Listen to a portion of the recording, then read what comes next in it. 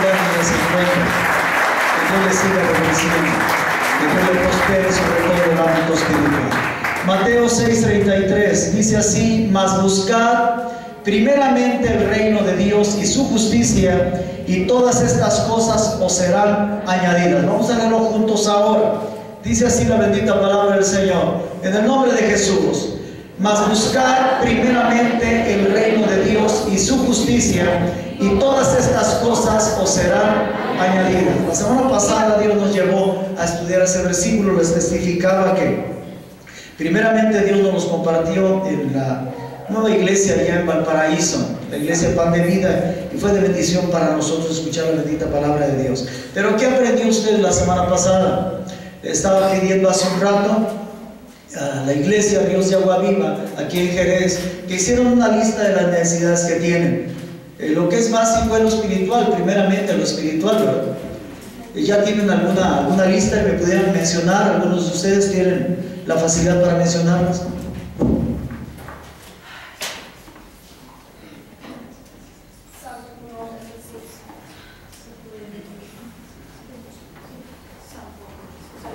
¿Alguien puede mencionar algo de su lista, las necesidades que apuntó ahí? A ver, hermana Alejandra. Fe, usted necesita fe, ¿ok? Necesito aceptar la voluntad de Dios en mi vida, sea algo así. Necesito aceptar la voluntad de Dios en mi vida, es una necesidad para ella la necesidad es que yo creo que lo que usted quiso decir es un aumento en su fe, ¿verdad? Porque fe la tiene, en mi opinión, desde que nació, según lo que dice Romanos 12. Todos nacemos con una medida de fe. Si no naciéramos con una pizca de fe en nuestra vida, hermano, al nacer, ¿cómo recibiríamos a Jesús en nuestro corazón? Para recibirlo se necesita fe. Nacemos con fe, así que lo que usted necesita es un aumento de fe, ¿no de mí? Es casi igual que desea, ¿no? Llegar a mi voluntad, Son necesidades. ¿Y algo de lo natural? Trabajo, dinero. Oiga, no podemos negar que necesitamos trabajo y que necesitamos dinero. Por un lado estamos habitando en un ámbito espiritual con Cristo, en lugares celestiales en Cristo, pero por otro lado estamos aquí en la tierra y eso también es una necesidad. No es una necesidad primaria, pero sí lo necesitamos. Tenemos necesidades. Fíjense lo que dijo el Señor Jesús, como que el Señor aquí nos está encerrando, nos está entubando, nos está poniendo límites, porque me dice: mas buscad primeramente el reino de Dios, su justicia, y todas estas cosas os serán añadidas. ¿A cuáles cosas se refería el Señor Jesús? Algunas cosas en las cuales a veces estamos bien metidos: el alimento, el vestido, la bebida, todas estas cosas que este cuerpo necesita. En relación a esas cosas, Jesús dijo: todas estas cosas te serán añadidas. Pero me llamó la atención que el Señor Jesús, vuelvo a repetirlo, como que nos mete, como que nos encierra, como que nos limita, porque dice, solamente habla de algo que se tiene que buscar primeramente, no habla de algo segundo, hermano. Eso me llamó la atención al reflexionar, al meditar en este versículo. No habla de algo que sea segundo, no habla de algo que sea tercero, cuarto, quinto y sexto.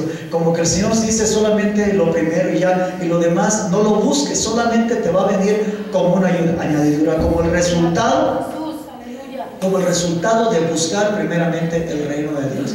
No te preocupes. Habla de preocupaciones en el contexto, de cosas que nos preocupan. Y yo pienso, hermano, si yo me quiero dar cuenta qué es lo primero en mi vida, solamente debo de checar qué es lo que me preocupa en mi vida. Oí una vocecita de ahí, y miren quién dice que es cierto lo que estoy diciendo. Un niño, hermanos. Yo esperaba que toda la congregación gritara amén. Eso es. ¿Quieres saber lo que ocupa el primer lugar en tu vida? Checa qué es lo que te preocupa, y eso es lo que ocupa el primer lugar en tu vida. Si el primer lugar en tu vida es tu trabajo, lo que te va a preocupar siempre será tu trabajo.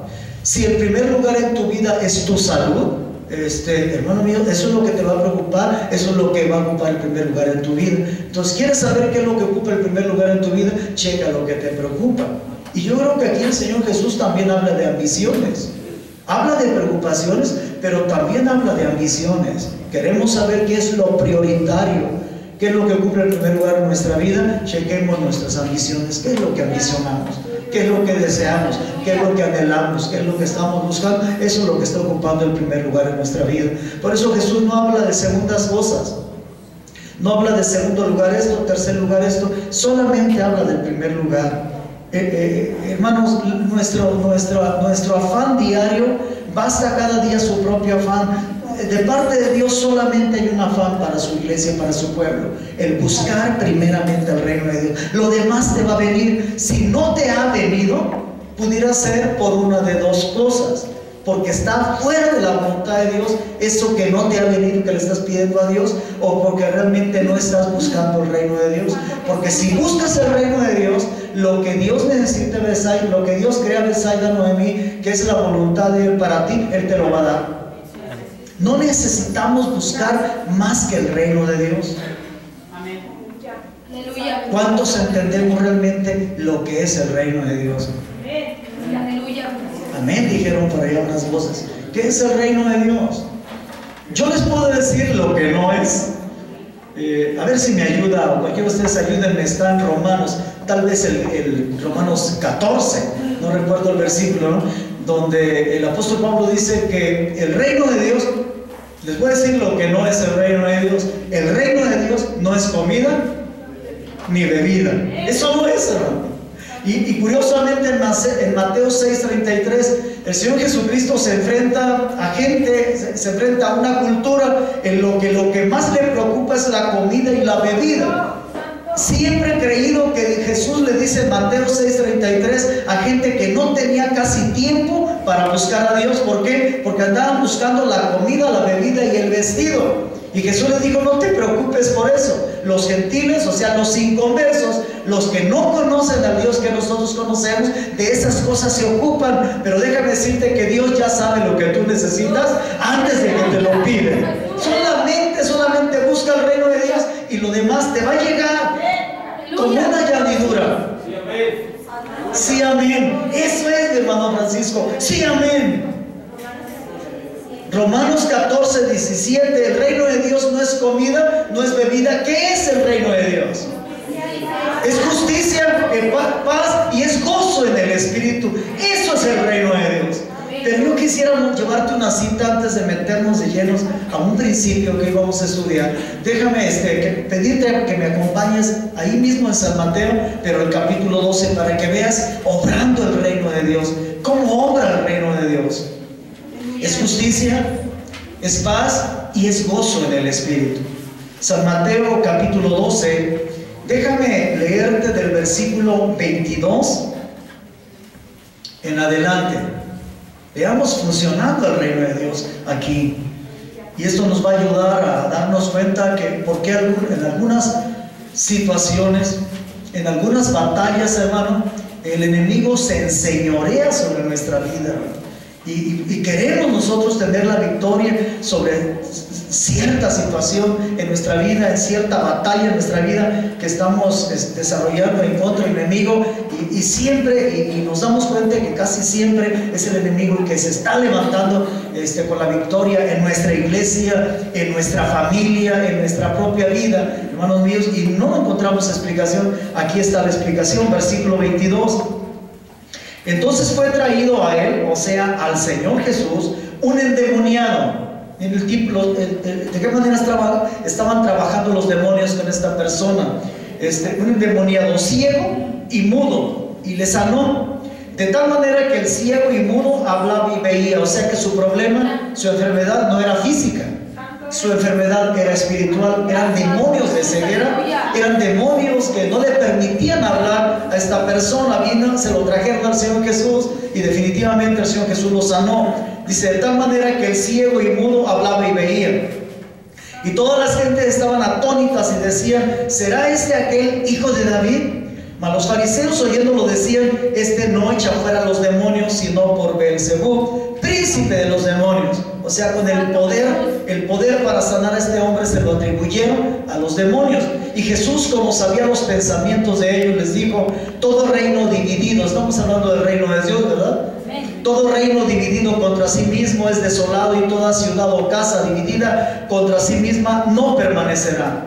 Y si Satanás echa fuera a Satanás, contra sí mismo está dividido, ¿cómo pues permanecerá su reino? Y si yo por Beelzebub echo fuera a los demonios, vuestros hijos, ¿por quién los echan? Por tanto, ellos serán vuestros jueces. Atención al versículo que sigue. Y si por Espíritu de Dios yo echo fuera a los demonios, ciertamente ha llegado a vosotros el reino de Dios. Santo es su nombre. Desde el principio de la Escritura, ¿no? Desde Génesis nos damos cuenta la tremenda batalla, la tremenda lucha entre el bien y el mal. Desde el principio, desde el comienzo de la Biblia, cuando en Génesis nos damos cuenta de la tremenda lucha, la tremenda batalla entre la justicia y la injusticia. Y todo eso nos revela algo concreto, el tremendo conflicto que hay entre Dios y Satanás. Aleluya, bendito Dios. Y ambos tienen un reino, ¿no? El enemigo lo tiene, ¿por qué? Porque el ser humano le entregó todo lo que Dios le estaba entregando al ser humano. El ser humano lo puso en las manos del enemigo, ¿no? Fuimos creados, hermano, para señorear, para gobernar, para tener autoridad, pero la primer pareja, juntamente con todos nosotros, pues estábamos en ellos, le entregamos todo eso a las manos del enemigo. Por eso él ejerce un poder, una autoridad sobre la vida del ser humano cuando el ser humano se lo permite. Es un tremendo conflicto, hermanos, entre el reino de Dios y el reino de las tinieblas. Es un tremendo conflicto entre Dios y Satanás. Pero vemos el tremendo poder que puede haber en un lugar o en la vida de cualquier persona o en la vida de cualquier iglesia cuando están buscando realmente el reino de Dios. ¿Qué estaba mostrando Satanás en esa situación, en esa persona? Que él tiene poder, ¿no? Para controlar la vida de alguien con ceguera y con un demonio de mudez. Estamos viendo el poder que tiene el enemigo. No lo estamos alabando, ¿no? Pero yo tampoco quiero subestimarlo, tampoco quiero que lo subestimes. Tiene poder, ¿no? Ha hecho caer a culturas completas, ha provocado con su trabajo en esa gente que culturas completas se vayan al abismo, ¿no? Es un reino del cual también hay poder, pero el poder que hay en el reino de Dios es un poder todavía mayor. Si el enemigo nos ha infringido derrotas, si hemos perdido batallas, hermano, en nuestra lucha en contra de él, hermano, no hemos perdido la guerra. La victoria la tenemos a la mano. Solamente tenemos que, hermano, tomar la decisión de buscar, de dejar de buscar las añadiduras. Tú y yo tenemos necesidades, Dios las sabe, Dios está consciente, pero nuestro trabajo, nuestra afán no es estar trabajando para que nuestras necesidades sean suplidas. El afán diario para ti, para mí, es buscar el reino de Dios y su justicia, y los demás nos va a llegar como una añadidura. ¿Por qué? Porque es Él el que lo está prometiendo. Si el reino de Dios lo estamos buscando, estamos viviendo entonces dentro del reino de Dios, y el poder de Dios nos va a acompañar, hermano. Va a haber poder, hermanos míos, para ayudar a otros o para ayudarnos a nosotros mismos. Sí hay poder en el reino del enemigo, pero el poder del reino de Dios es un poder todavía mucho mayor, es absoluto, es total.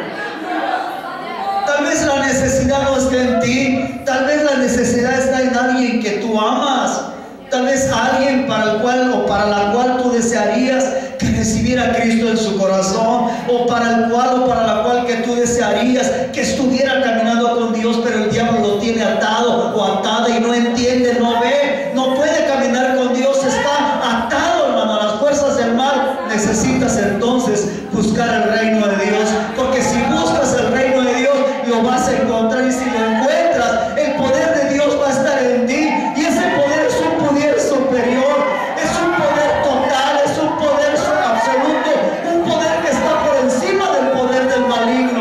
Eso fue lo que enseñó el Señor Jesús. Si ustedes están viendo que por el poder del Espíritu Santo este hombre ha sido sanado, entonces ustedes pueden darse cuenta y dar testimonio que el reino de Dios les ha llegado, que el reino de Dios les ha venido, que el reino de Dios está entre ustedes. Si hemos perdido poder, hermano, si la iglesia cristiana hemos perdido el poder que viene a través del Espíritu Santo, es porque no estamos buscando el reino de Dios, hermano. Estamos buscando la prosperidad, estamos buscando el dinero, estamos buscando la riqueza de esta tierra, y en eso el enemigo nos tiene entretenidos.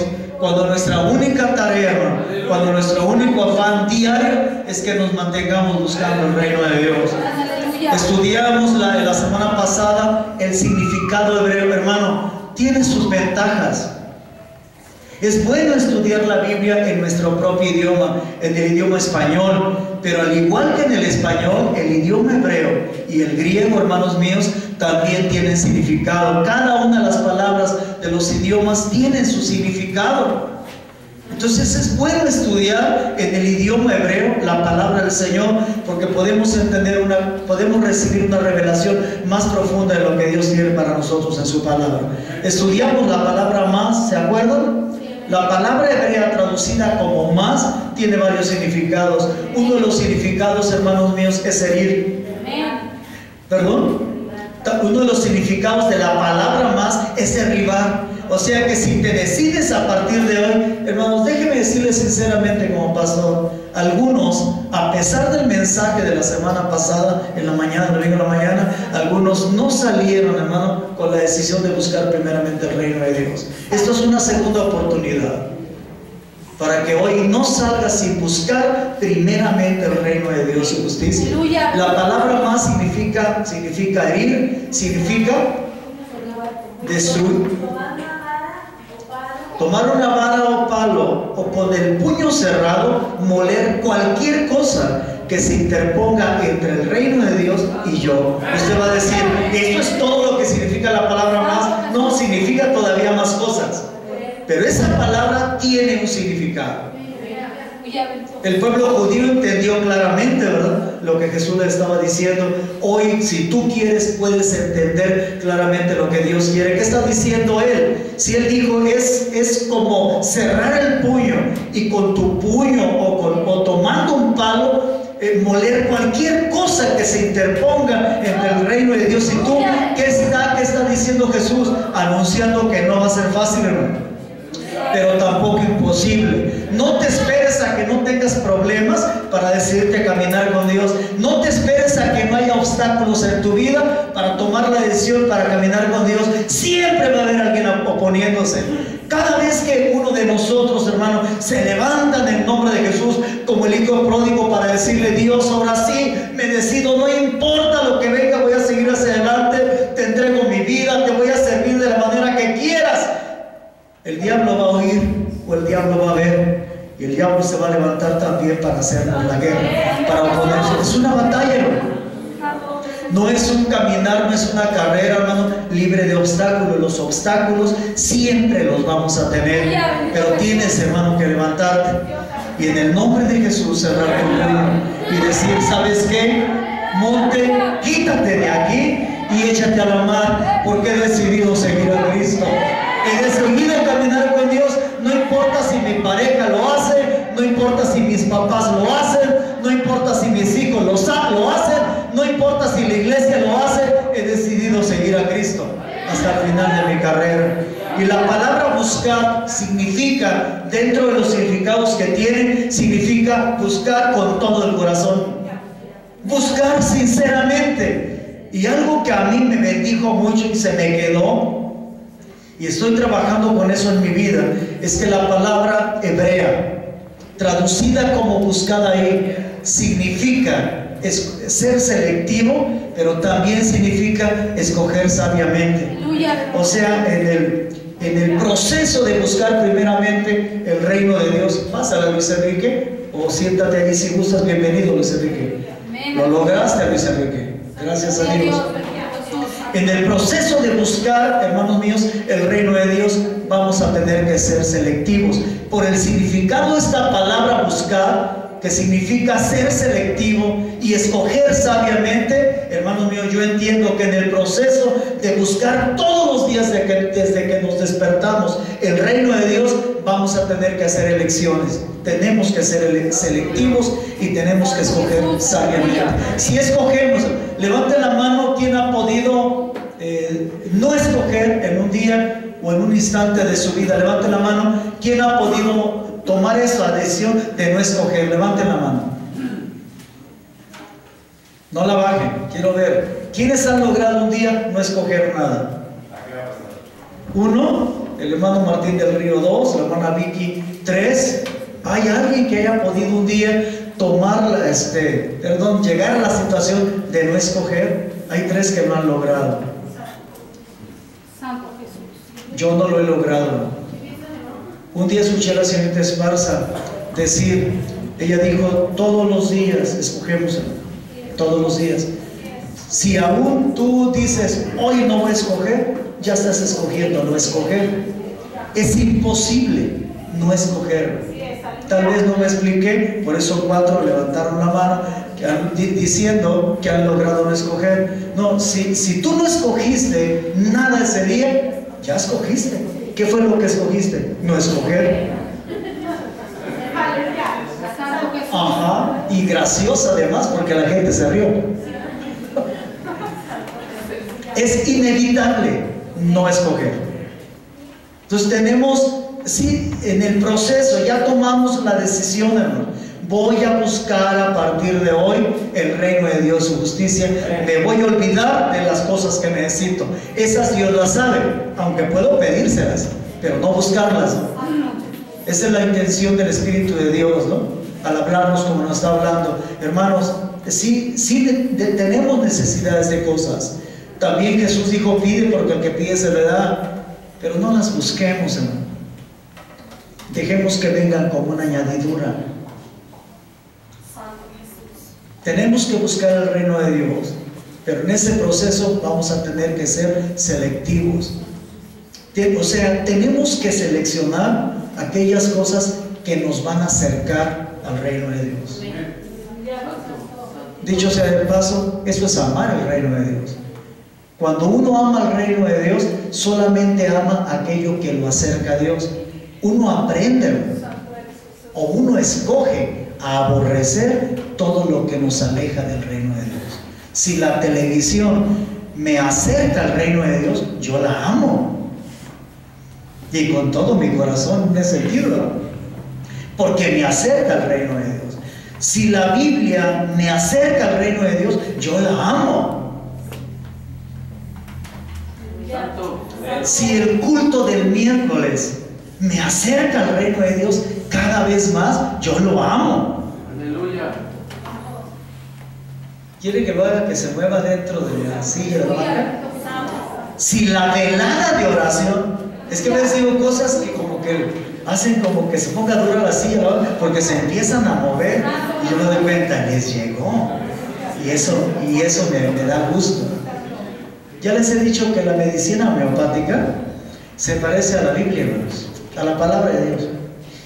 Eso lo aprendí un día, ¿no? Tenía un hijo enfermo y le estábamos dando medicina homeopática. Y una pastora que tiene un hijo que es médico homeópata, pues nos estaba aconsejando lo que teníamos que darle a nuestro hijo. Y le estaba dando a mi esposa el medicamento a nuestro hijo, y un día vimos a esta pastora y mi esposa le dijo, ¿sabe qué, hermana? En lugar de mejorar, mi hijo se puso peor. Dijo la hermana, qué bueno, la medicina le está surtiendo efecto. ¿Cómo? Sí, es que cuando el médico le da el clavo, cuando es lo que necesita, la cosa se pone peor. Y con el tiempo eso se me quedó, ¿no? Y con el tiempo digo yo, caray, pues con la Biblia es igual. Pues yo predico y en lugar de que la gente se componga se pone peor. Entonces es que sí les llegó. En lugar de ver que lo estén buscando con todo su corazón del reino de Dios, se alejan más. Eso quiere decir que está funcionando. Santo Jesús, aleluya. Claro, al ratito va a reaccionar y ya lo voy a ver a todos buscando primeramente el reino de Dios. La palabra de Dios funciona, hermanos. Y vamos a tener que escoger, pero escoger con sabiduría. Déjeme decirle, aquí en estos 66 libros está la sabiduría de Dios. Estamos todavía en el repaso. ¿Qué más vimos? Algunos no escucharon esto el domingo pasado, y esto es vital, hermanos. Es vital que lo escuchen. Si no, no van a entender lo que sigue, hermano. Es importante que todos los mensajes luches por obtenerlos, porque los mensajes son la revelación que Dios da a aquellos que están caminando buscando el reino de Dios, su justicia. Sin la palabra no lo puedes lograr. Y Cristo viene en cualquier momento. Cristo puede sorprender al cristiano, a la cristiana, fuera de la búsqueda del reino de Dios en el arrebatamiento. Entonces, por eso es importante que todos los días nos mantengamos buscando el reino de Dios. Vimos la palabra primeramente, no dije mucho sobre la palabra primeramente, ahí dice primeramente el reino de Dios. La palabra traducida, la palabra hebrea traducida como primeramente significa cabeza. Sí, significa cabeza. O sea que si voy a buscar el reino de Dios, hermanos míos, Él tiene que ser mi cabeza. Si no, no puedo pretender buscar el reino de Dios. ¿Qué quiere decir esto? Que si voy a buscar el reino de Dios, Él tiene que ser primero en mi vida, por encima de cualquier otra criatura, por encima de cualquier cosa. Él debe ser la cabeza. Y realmente eso es lo que hoy vamos a estudiar. Dios como cabeza en nuestra vida. Para aquellos que saben manejar estaturas, bueno, manejar no, a veces no sabemos qué hacerlo con una estatura espiritual. Para aquellos que saben escribir en su cuaderno de notas, la estatura, pongo una estatura representada por la cruz, la estatura espiritual de nuestro Señor Jesucristo, presentada, hermanos míos, como una cruz, representada a través de la cruz. Ponga en su cuaderno una cruz, y en el primer punto de la cruz ponga cabeza sufriente. Quiero hablar sobre la cabeza, la soberanía de Dios. Muchos de nosotros estamos en problemas porque queremos buscar el reino de Dios, pero no aceptamos la cabeza, la soberanía de Dios. Dios fue cabeza para Israel en el desierto, y por eso 4 de los 600,000 hombres casados, 4 llegaron. Esos llegaron porque aceptaron la cabeza de Dios. Quienes no la aceptaron murieron en el desierto. Aunque eran pueblo de Dios, hermanos, de todas maneras murieron en el desierto, no llegaron. Queremos llegar, necesitamos la cabeza, la soberanía de Dios. Y dejen hablar de la cabeza de Dios a través de la cabeza de su Hijo, Jesucristo. ¿Por qué? Porque Jesús no tiene a nadie como cabeza que no sea Dios. Al hablar de la cabeza de Cristo, estamos hablando de la cabeza de Dios, ¿sí o no? Dejen hablar de la cabeza de Cristo concretamente entonces. Primer punto de la estatura, la cabeza de Cristo fue una cabeza sufriente.